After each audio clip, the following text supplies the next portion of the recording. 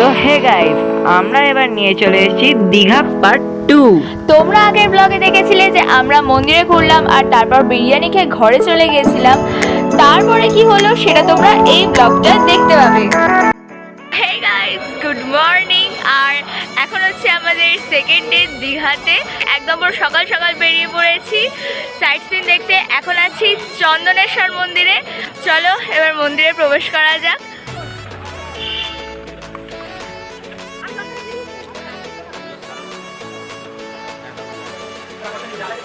Sorry guys, কারণ মন্দিরের ভেতরে ক্যামেরা করা অ্যালাউ ছিল না, তাই ওখানের কোনো ভিডিও আমরা নিতে পারিনি।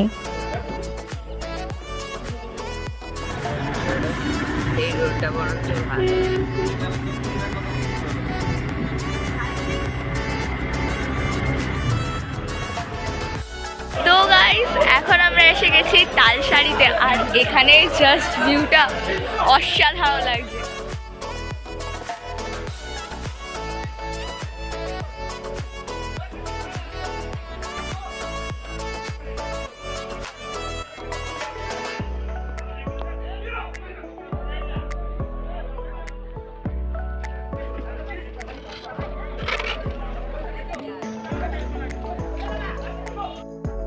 আমার ঠিক এই সাইডে আছে মাছের একটা আড়ত, বিশাল বড় আড়ত। এখানে অনেক রকম মাছ পাওয়া যাচ্ছে।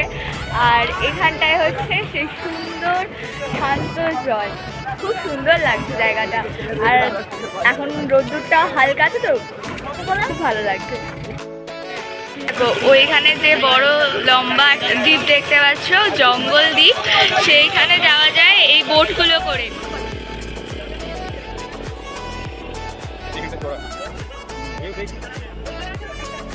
তারপরে আমরা তালসারি থেকে চলে গেলাম ওখানেরই একটা খুব সুন্দর রাধাকৃষ্ণের মন্দিরে, কিন্তু ওই রাধাকৃষ্ণের মন্দিরটার নামটা আমরা ভুলে গেছি।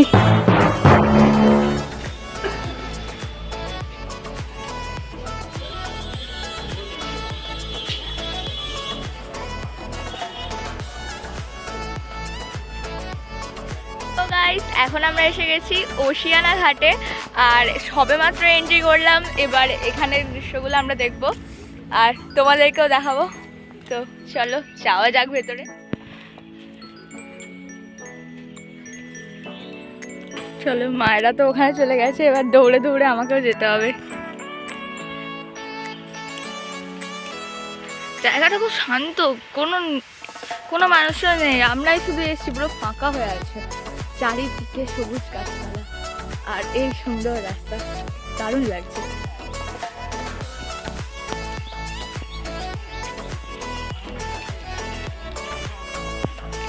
ও কত সিঁড়ি, জাস্ট দেখো ভাই, কত সিঁড়ি।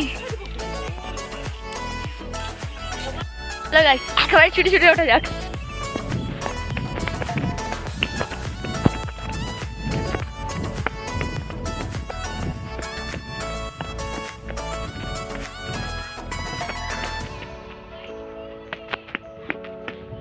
মা ওখান থেকে আমার বকাবকি করছে, আমি ছুটে ছুটে উঠছি।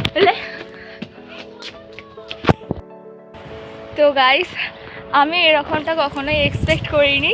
মানে আমি একটা ওশিয়ানিয়া ঘাটের এখানে গেলাম। এবার ঘাট বলতে আমি সেরকম কিছু বুঝিনি। আমি একটা মানে ভেতরটা এরকম দেখে যেন মনে হলো একটা পার্কের মতো জিনিসটা। এখানটা আসে মানে কতকটা সিঁড়ি একটুখানি এগোতে বুঝতে পারলাম ও এমজি, এখানে তো কত সুন্দর লাগছে। একটা মানে সমুদ্রটা এত সুন্দর লাগছে। তোমরা পাচ্ছ সাউন্ডটা? দাঁড়াও দেখাচ্ছি তোমাদের। এই দেখো, ঠিক এই ভিউটা পাচ্ছি, তার সঙ্গে এই এত সুন্দর সাউন্ড। আর চারিদিকটা মানে যে দিকটা তাকাবে সেদিকটাই খালি দেখো পুরো ফাঁকা আর ফাঁকা। এখানে বেশ সুন্দর সুন্দর বসার সিট করেছে, এগুলো ভালো লাগছে। ওখানে দাদারা দাঁড়িয়ে আছে, মারা আসছে। চলো ওখানে যাওয়া যাক। সামনের এই এত সুন্দর ভিউ, এত সুন্দর সাউন্ড, ঢেউগুলো জাস্ট অসাধারণ লাগছে। এখানে খুব আরাম, আর রোদ্দুরটাও বেশি চড়া নেই, তো ভালো লাগছে। আর ওই ওশিয়ানিয়া ঘাটে আমরা সবাই মিলে অনেক ছবি, অনেক ভিডিও তুলেছি।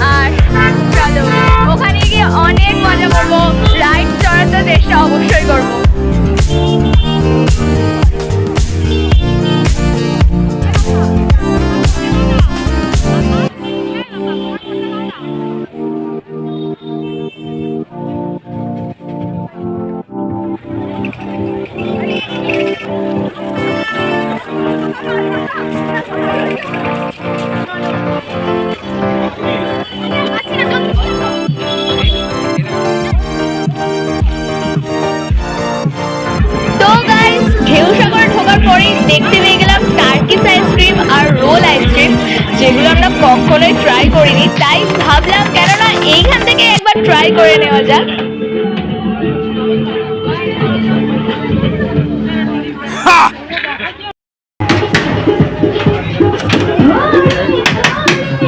দেখো দিদির পাশে যা।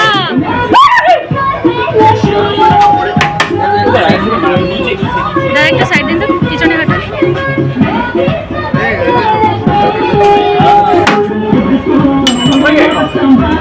লাইন দুদিক দিয়ে লাইন একদিক দিয়ে ঢোকালে তো বেটার হয় না।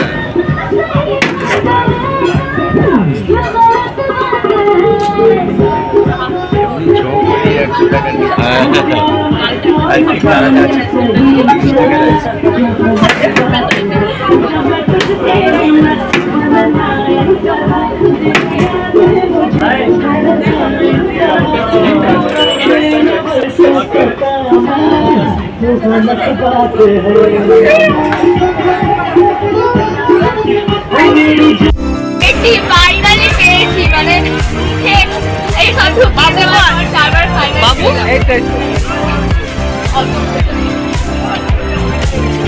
ওর নাকে লাগিয়ে দিবি তো।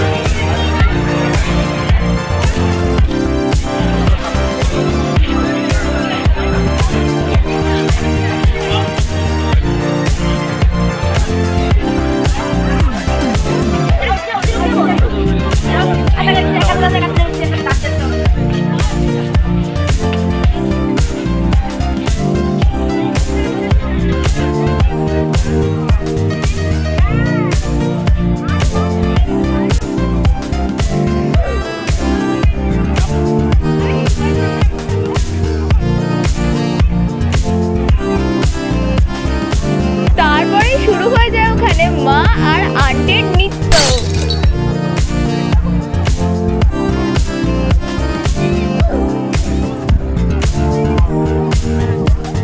এতক্ষণ ধরে এত ফটো তোলার পর একটা স্প্রিং পটাটো কিনে নিয়েছি, টেস্ট করে দেখি।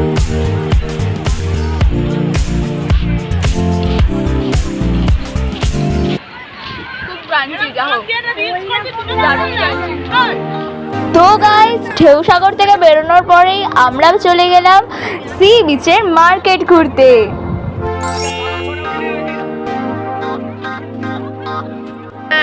কি বলছে দেখো, সবাই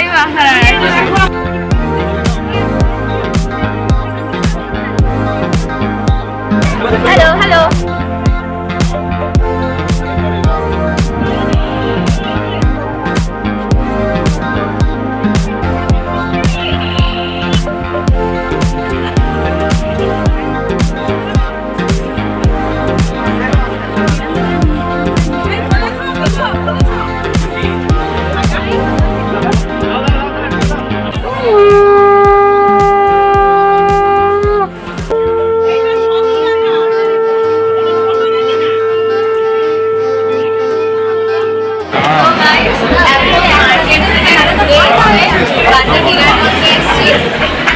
আর খাবার তো অর্ডার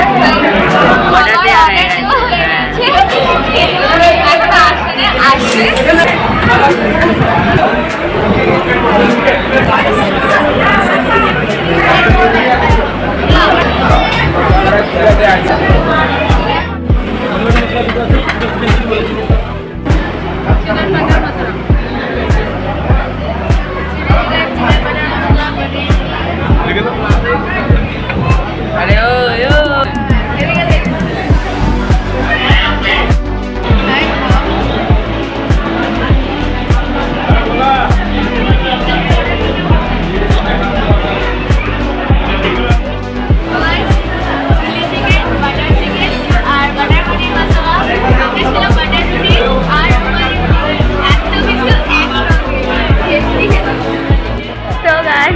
মর্নিং।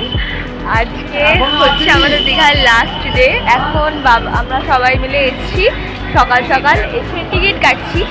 তারপর এখান থেকে একটু সি বিচে যাবো, ওখানে গিয়ে আর কিছু অল্প অল্প ভিডিও আছে, সেই ভিডিওগুলো করব, কিছু রিলস করে নেব।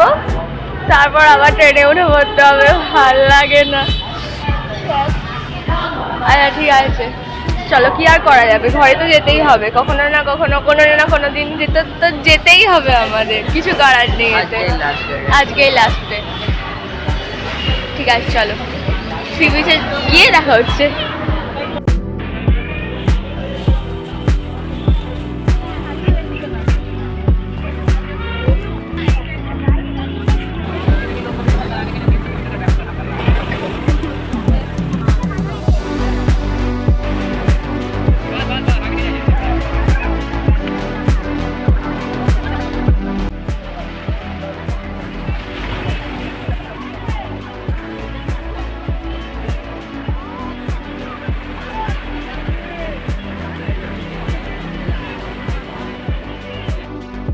তো গাইস এখন তো সি বিচে আছি, এখানে অনেক ফটো ভিডিও অনেক কিছু সব তুললাম, আর পুরো ভিজে গেছি আমরা, পুরো এই ফ্রকটার পুরো নিচে ভিজে গেছে, ভাই পুরো ভিজে গেছে, এরকমভাবে সবাই মোটামুটি ভিজে গেছি।